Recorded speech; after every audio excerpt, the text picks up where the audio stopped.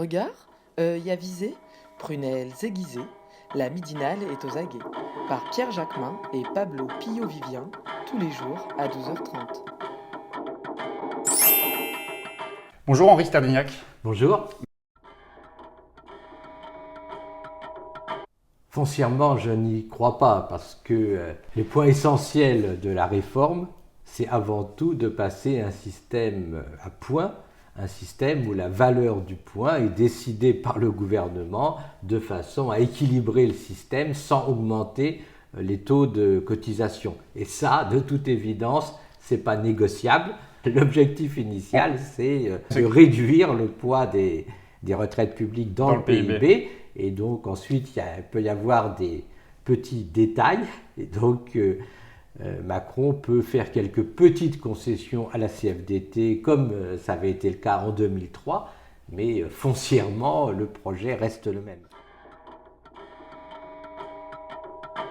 C'est-à-dire qu'au départ, il y a le principe de la démocratie sociale qui est que quand même, les retraites, le chômage, c'est des salaires différés, c'est des salaires socialisés, et donc il y a une légitimité des syndicats et du patronat de la gérer. Et ce que fait Macron, ce qu'il a fait pour l'assurance chômage, c'est d'étatiser le système, de dire que dorénavant, le système sera décidé par le gouvernement, par les cabinets financiers, et non pas par une négociation entre le patronat et les syndicats. Et ensuite, on peut bien sûr agrémenter le système en disant, ben voilà, il va y avoir une consultation nationale, mais ça restera purement fictif, hein, on va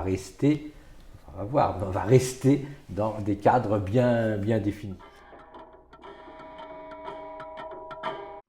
Oui, ben, au final, on travaillera plus longtemps, puisque, grosso modo, avec le système par annuité tel qu'il existe aujourd'hui, l'idée c'est on allonge la durée requise de cotisation. Et donc, dans les tuyaux, il y a une durée de cotisation de 43 ans. Or, comme actuellement beaucoup de jeunes, en moyenne, commencent à cotiser à 23 ans, ça veut dire que dans quelques années, 23 plus 43, ça fera toujours 66, et donc la plupart des jeunes partiront en fait à la retraite à 66 ans, par l'intermédiaire de la durée de cotisation. C'est un processus relativement lent, puisqu'on a encore beaucoup de gens qui ont commencé relativement tôt. Et l'idée de la réforme préconisée par Delevoye, c'est brutalement de passer à 64 ans, et puis ensuite, progressivement, là aussi, d'arriver à 66 ans. Donc, foncièrement, ça ne change pas grand-chose. Dans les détails, pour certaines personnes, ben, ça change.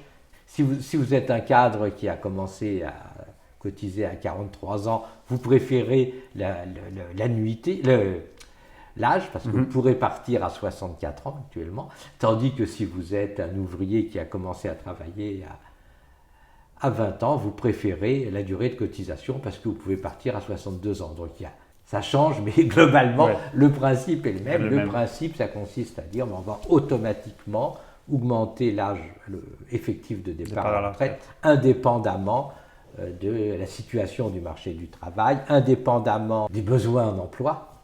Et puis le risque avec les 64 ans, c'est qu'on impose ça brutalement aux travailleurs alors qu'on est encore en situation de chômage de masse. Mais comment ?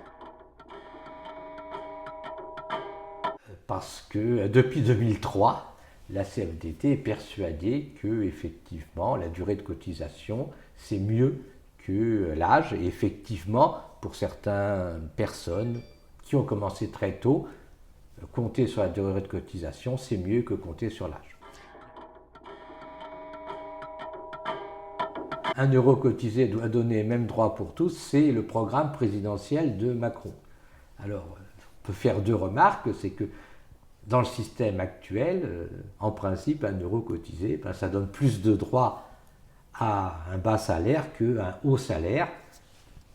Il y a d'abord le système du minimum contributif qui aide les plus bas salaires, ceux qui ont fait toute leur carrière au SMIC, et puis il y a un système qui fait que les salaires au-dessus du plafond grâce à la distinction régime général, ARCO-AGIRC, touchent un taux de remplacement plus faible que les salaires les plus bas. Et donc, l'idée 1 euro cotisé doit donner le même droit, c'est contradictoire avec le principe de l'assurance sociale qui en principe, est redistributif.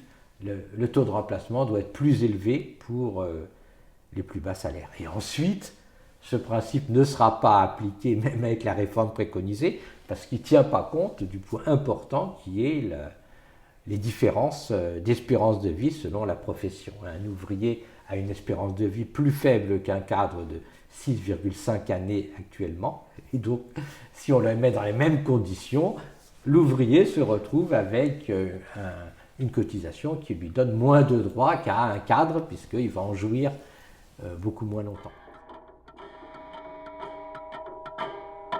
Le risque, c'est qu'on ne tient pas compte des différences d'espérance de vie et puis aussi des différences de capacité à se maintenir en emploi. Quand vous avez 60 ans, imaginez vous êtes ouvrier au chômage, vous avez travaillé dans une industrie qui est en déclin, et ben vous avez du mal à dire vous avez travaillé 4 années de plus, vous n'avez pas trouvé une entreprise qui va vous prendre pour ces 4 années de plus, sauf dans des travaux extrêmement précaires, et donc le risque c'est d'être obligé de partir à la retraite avec une retraite faible dont vous jouirez relativement peu longtemps. C'est ça alors qui que explique... si vous êtes un cadre à 60 ans, même 62, 64 ans, vous pouvez plus facilement vous maintenir en emploi. Cette réforme, naturellement, elle a premier axe, ne pas augmenter le poids des retraites. Donc nécessairement, ça veut dire qu'il faut baisser le niveau des retraites de chacun. Et puis ensuite, on a des classes dirigeantes qui, grosso modo, sont relativement indifférents à la situation des classes populaires. C'est donc pour ça qu'on a des stratégies globalement qui acceptent la désindustrialisation, qui acceptent la précarisation du travail. Et là, on met en difficulté des gens qui ont entre 55 et 65 ans et qui, compte tenu de la désindustrialisation, ont du mal à se maintenir en emploi. Et on leur dit, vous restez, si vous voulez avoir une retraite correcte, vous devez rester jusqu'à 64 ans. Sinon, vous pouvez partir à 62 ans, mais avec une retraite qui sera plus faible de 14%, ce qui est quand même beaucoup. Et donc, il y a une indifférence, en quelque sorte, au sort de ces gens. On a beaucoup de gens qui ont 58 ans. Voilà. Ils ne trouvent pas d'entreprise, même s'ils veulent travailler, ils ne trouvent pas d'entreprise qui va les embaucher. Et donc, grosso modo, ils sont au RSA et puis ensuite ils ont une retraite très faible. Et la réforme des retraites n'est pas centrée sur ces gens-là. L'objectif, ce n'est pas de leur fournir une solution, mais au contraire, ça aggrave leur situation. C'est un système social bien fait, c'est un système dans lequel on dit aux gens, vous aurez un certain taux de remplacement, et ce taux de remplacement, il vous garantit que pendant la retraite, vous aurez à peu près le même niveau de vie que les personnes en activité. Le modèle le plus typique, c'est la fonction publique, où on dit aux gens, notamment pour les enseignants, vous avez un salaire, une retraite qui sera 75% de votre dernier traitement, et donc ce qui assure à peu près la parité de niveau de vie. Tandis que là, on a un système qui est complètement incompréhensible, puisque c'est des points, le prix d'achat et la valeur sont fixés par le gouvernement, sans aucune garantie, et on a dans le rapport de Levoy des formulations extrêmement vagues. À aucun moment on dit le pouvoir d'achat des retraites suivra le pouvoir d'achat des salaires, à aucun moment on dit le taux de remplacement sera effectivement maintenu à un certain niveau, et à aucun moment on dit le prix d'achat des points suivra effectivement le salaire. Or, on a besoin de ça pour que le système garantisse un taux de remplacement relativement stable et relativement élevé. Et là, il n'y a aucune garantie. Et étant donné que le sujet est très technique, il n'y a aucune discussion sur quelle sera effectivement la retraite pour quelqu'un avec ce nouveau système, alors qu'en réalité, la retraite, l'intérêt du nouveau système, c'est que ça va permettre de faire baisser le niveau des retraites de l'ordre de 20 à 25%. Donc l'objectif, d'un côté, on a imposé aux gens de travailler plus longtemps et dire ceux qui travaillent réussissent pas à travailler plus longtemps, tant pis pour eux, ils auront une retraite plus faible. Et puis de l'autre, on assure que les retraites baisseront bien de 20 à 25% dans les années à venir, d'ici 2050. L'équation n'est pas facile, mais la réponse, qui est évidemment tout à fait déplaisante, c'est de dire il faut accepter une certaine hausse des taux de cotisation.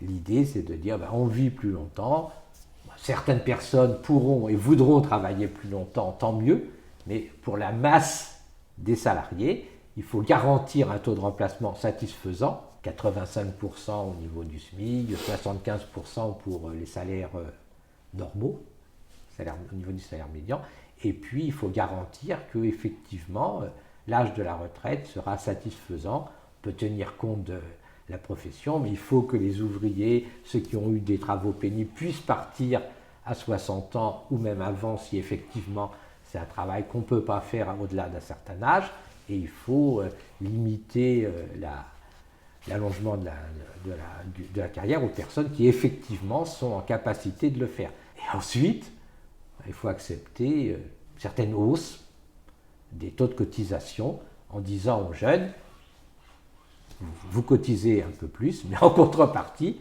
votre retraite est garantie à un niveau satisfaisant.